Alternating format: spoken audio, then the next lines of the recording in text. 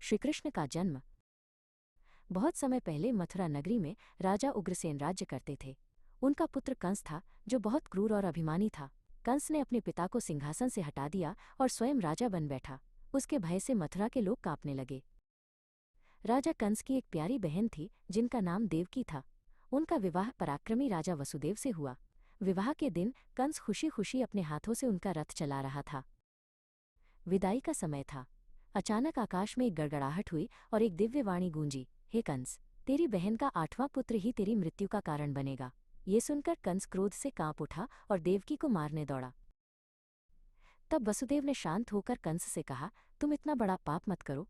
मैं तुम्हें वचन देता हूं कि देवकी की हर संतान मैं तुम्हारे हाथों में सौंप दूंगा। कंस ने वसुदेव का वचन मान लिया, पर उसने तुरंत देवकी और वसुदेव को कारागार में डाल दिया। समय बीता और देवकी के गर्भ से एक एक करके 6 पुत्रों ने जन्म लिया। हर बार वसुदेव अपने वचन का पालन करते और उन शिशुओं को कंस के पास ले जाते। निर्दयी कंस ने एक एक करके उन 6 को मार डाला। अब 7वां गर्भ आया। भगवान विष्णु के आदेश से यह बालक, जो स्वयं शेषनाग का अंश था, योगमाया की शक्ति से देवकी के गर्भ से गोकुल में रोहिणी के गर्भ में स्थानांतरित हो गया। वही बालक बाद में बलवान बलराम कहलाए। फिर 8वीं बार देवकी गर्भवती हुई। आषाढ़ कृष्ण अष्टमी की अर्धरात्रि का समय था। कारागार एक दिव्य प्रकाश से जगमगा उठा। स्वयं भगवान विष्णु चतुर्भुज रूप में प्रकट हुए।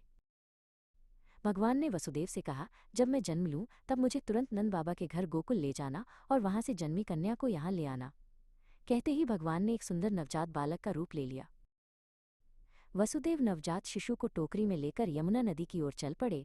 आकाश में घनघोर वर्षा हो रही थी, लेकिन शेषनाग ने अपने फण फैलाकर बालक कृष्ण को एक छाते की तरह वर्षा से बचाया।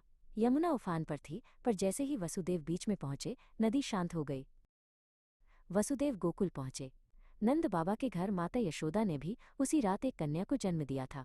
वसुदेव ने कृष्ण को यशोदा के पास लिटा दिया और उस कन्या को लेकर मथुरा लौट आए।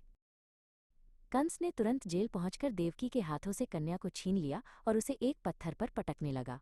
तभी वो कन्या कंस के हाथ से छूटकर आकाश में उड़ गई और एक दिव्य रूप में प्रकट होकर बोली, अरे मूर्ख, तुझे मारने वाला जन्म ले चुका है और अब तुझे कभी नहीं बख्शेगा। उधर गोकुल में नंद बाबा और माता यशोदा ने बालक कृष्ण के जन्म का खूब आनंद मनाया। वो नन्हा बालक अपनी अद्भुत लीलाओं से जल्दी ही सभी का प्रिय बन गया और अंततः उसने कंस का वध करके धर्म की रक्षा की।